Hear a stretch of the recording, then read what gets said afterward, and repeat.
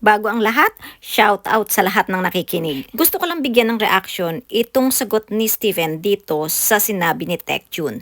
Pakinggan muna natin. Paalala lang po ni Tech June na medyo kalmahin na po natin ang ating pong mga daliri sa mga comment po natin, especially po regarding sa bata. Though naintindihan ko po ang inyo pong mga damdamin, ay piliin po nating iwasan na lang po na makapagsabi ng mabibigat na mga salita. Ayan. Di ba ang ganda na nga ng payo ni Tech June? Dahil lumalala na nga ang mga maanghang na salita, kaya sinabi niya na kalmahin ang mga daliri sa mga comment. Pero itong si Stephen, imbis na manahimik, abay nag-comment pa talaga at panay post sa FB niya. So ano ang ibig sabihin dito ni Stephen? Na sa manalastas nagsimula ang lahat ng gulong ito? Dahil sa obserbasyon ko at opinyon ko, itong si Stephen ay mukhang mahinang mag-analyze ng sitwasyon sa lahat ng nangyayari. At mukhang para sa kanya, pera-pera lang ang lahat. Dahil sinabi mo dito, Steven, sa post mo, di ba sa kampo nyo nag-umpisa ang lahat? Una, balikan natin ang sitwasyon kung kanino talaga nagsimula ang gulong ito.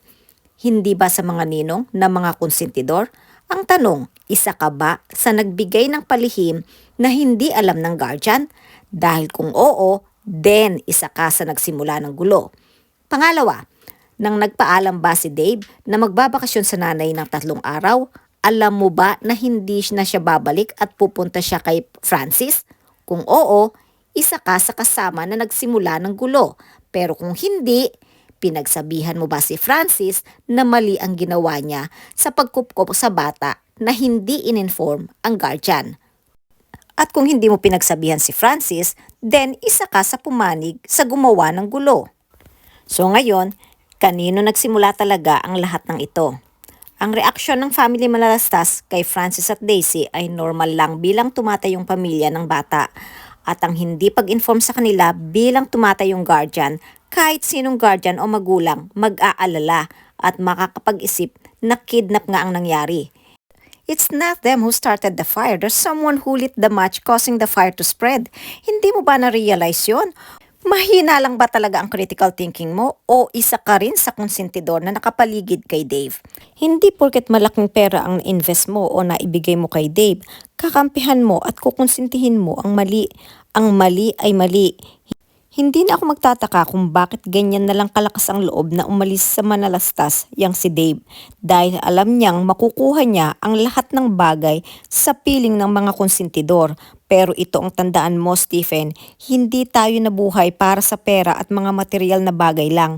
Hindi pinagkulang si Dave sa bahay ng manalastas. Lahat ng dapat matutunan niya na mapapakinabangan niya in the future ay unti-unti niyang natutunan. Pero kayong mga konsentidor, puro pera, puro mga material na bagay lang ang mukhang mahalaga sa inyo.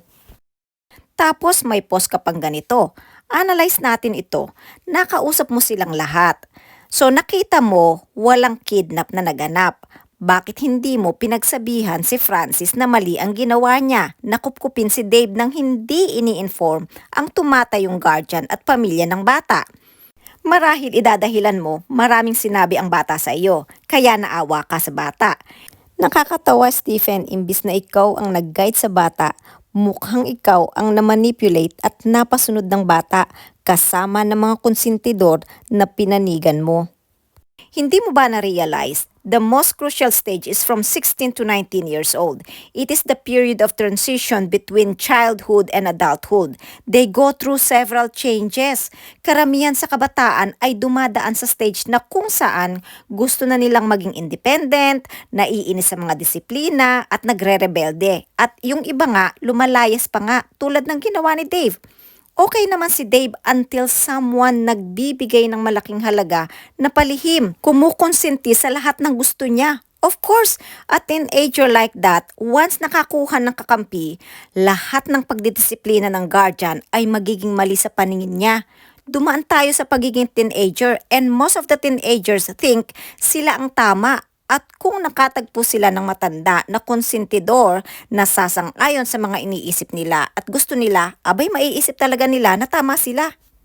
Abay tayong mga nakakatanda at nasa hustong edad ang magpapayo ng tama at hindi kukonsinti sa kagustuhan ng mga bata at tayong mga ninong at ninang ang nagiging kakampi ng mga magulang o tumatayong guardian. Pero ano ang ginawa mo, Stephen? Kinampihan mo ang mga kumukonsinti at mga sinungaling na nakapaligid kay Dave. Tapos magpo-post ka pa at sasabihin mong, bigyan natin ng space si Dave, okay? So lahat pala ng maglalayas na bata, okay lang sa'yo? Okay lang na kupkupin ng ninong na hindi ini-inform ang pamilya na nag-aalala? Knock your head 10 times, Stephen. Talagang na-tolerate mo yon?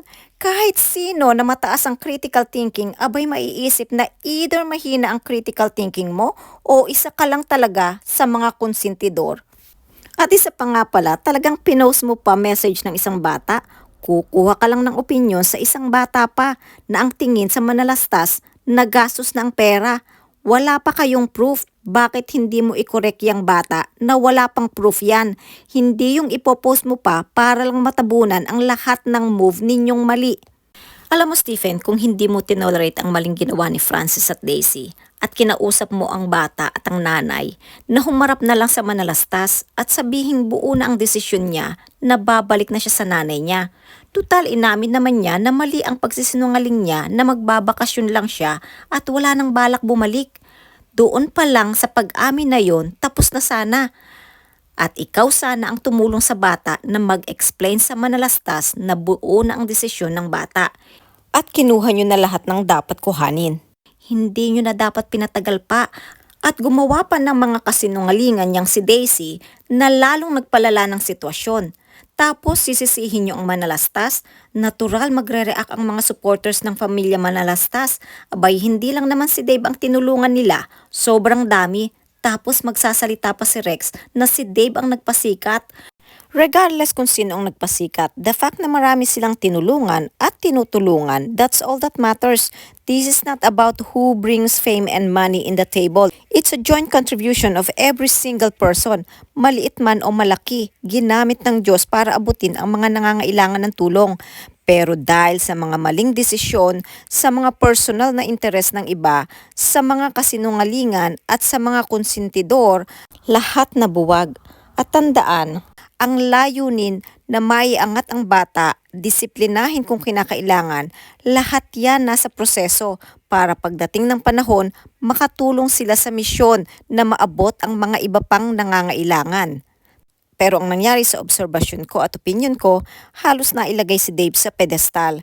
Marami nagmamahal sa kanya, kasama na nga kayo diyang mga ninong, kaya nga you spoil him with so many things. Pero ang mga manalastas ang nakakakita ng mga mali niya na siyang dumidisiplina sa kanya dahil sila rin ang nag-iingat na hindi masira ang imahe niya sa mga mali niyang nagagawa. Pero minasama niyo pa. At nagtanong ka pa talaga ng ganito. Ang hina talaga ng critical thinking mo, ano? Ako na ang sasagot sa tanong mo kung hindi kaya ng makitid mong utak ang mag-analyze. Tulad ng sinabi ko, nang nasa poder ni Ramil si Dave, isang normal na tatay ang relasyon nila. Itinatama at dinidisiplina ang mali in private para maitama at maprotektahan ng anak in public. Sinong magulang o guardian ang sisirain ng anak in public? Of course, lahat ng papuri, ibibigay nila yan. Kung nasa poder pa nila ang anak at hinuhubog pa ito para maging mabuting mamamayan pagdating ng panahon. At ang nakapaligid kay Dave, inuunawa siya dahil na rin sa respeto sa manalastas at alam nilang kayang disiplinahin at i-guide si Dave sa landas na tama. Kung naging katuwang lang sana itong mga itinuring na ninong sa pagtuturo at pagtutuwid sa mali niyang ginagawa, hindi sana aabot na lalabas ang lahat ng tunay na ugali ng bata. Si Francis, si Daisy, si Rex, at ikaw na rin, Stephen, ang nagtulak sa mga tunay na nakakasilmuha at nakakakilala sa bata para lumabas at patutuhanan ang ugali ng bata. Kayo ang kumonsinti sa batang yan to cut the ties with the manalastas para lumabas ang lahat dito sa social media at hindi papayag ang mga tunay na nakakakilala sa manalastas na sirain nyo ang magandang pagpapalaki ni tatang at inda sa mga anak nila. Ngayon, knock your head again 10 times. Nasagot ko na ba ang tanong mo, Stephen? At kayong mga sponsor na nagbibigay ng palihim, tinuruan nyo siyang magsinungaling sa kanyang guardian. Hindi nila kaya na masubaybayan si Dave sa lahat ng pagkakataon. May isi-share ako sa inyo, information na galing sa isang magulang. 18 na ngayon si Dave, hindi na minor. At itong ipapakita ko ay hindi para siraan si Dave, kundi ipakita sa mga taong patuloy na kumukonsinti kay Dave. At habang post kayo ng post, lalo nyo lang tinitrigger ang iba na sana'y nananahimik na lang, pero dahil hindi na makatiis dahil sa mga post nyong feeling tunay na nagke-care, pero ang katotohanan, kayo ang nagdrag kay Dave sa ganitong kalagayan. Pasensya na Dave, kung hindi mo pipigilan yung mga ninong at ninang mo, hindi namin maipapangako na hindi lumabas ang ugali na sinubukang itama at ituwid ng tunay na may concern sa iyo. Ito ay isang private message pero humingi ako sa kanya ng pahintulot kung pwede ko ba itong i-post. Pero nangako akong hindi ko ilalabas ang pangalan niya para na rin protektahan ang kanyang mga anak at ang kanyang pamilya. Nang malaman ko ito, naisip ko na may dahilan para disiplinahin at marahil Diyos na rin ang nagpahintulot ng lahat bago pa dumating na may iba pang kabataan ang mapahamak sa impluensyang hindi tama. Kayo na lang ang magbasa at mag-analyze and judge fairly. Ngayon, kung gusto ni Dave na depensahan at magpaliwanag, total 18 na siya at hindi na siya minor. Pwede na siyang sumagot at kayong mga ninong, payuhan nyo ng tama. Hindi yung wala na kayong ginawa, kundi gamitin ang pagiging minor ni Dave at banta kayo ng banta na magkakaso. Huwag niyong sulsulan ng sulsulan niyang si Dave na magkaso dahil pag humantong dyan, hindi nyo ba na-realize sabit kayong lahat dyan na nakapaligid sa kanya dahil ginamit nyo rin ang kasikatan ni Dave na para i-promote ang mga business ninyo noong minor pa siya. At kung di kayo sang-ayon sa paglabas ni Dave sa mga video, di dapat kayo nagbigay ng support noon pa man. Bakit ngayon lang? Tapos panay banta nyo at gagamitin nyo pa ang pagiging minor ni Dave para di kayo mabash, pero panay din gamit nyo ng picture ni Dave para magmukhang concern na concern kayo, pero wala kayong pinagkaiba sa iba na inaakusahan ninyo. Tandaan nyo, pag nagpursu si Dave ng kaso, damay kayong lahat dyan sa kampo nyo. When the shit hits the fan, kala nyo di kayo damay? Kaya Stephen, stop using ang pagiging minor ni Dave para lang magmukha kang concern. Isa ka rin sa konsentidor at isa ka din sa pwedeng madamay at makasuhan. Sa tingin mo, hindi susuporta ang Tekram at Manalastas community pag humantong sa ganyan? Kung akala nyo madali ang magkaso, gastos, abala yan sa lahat. Kaya huwag kayong sobrang yabang na banta ng banta dahil baka pag naubos na ang pera nyo, iwanan nyo na si Dave mag-isa. Anyway, ito na lang masasabi ko kay Dave. Dave, you choose your own path now and I hope you succeed with the path you choose. But I hope you realize as well, every choice comes with a consequence. Once you make a choice, you must accept responsibility.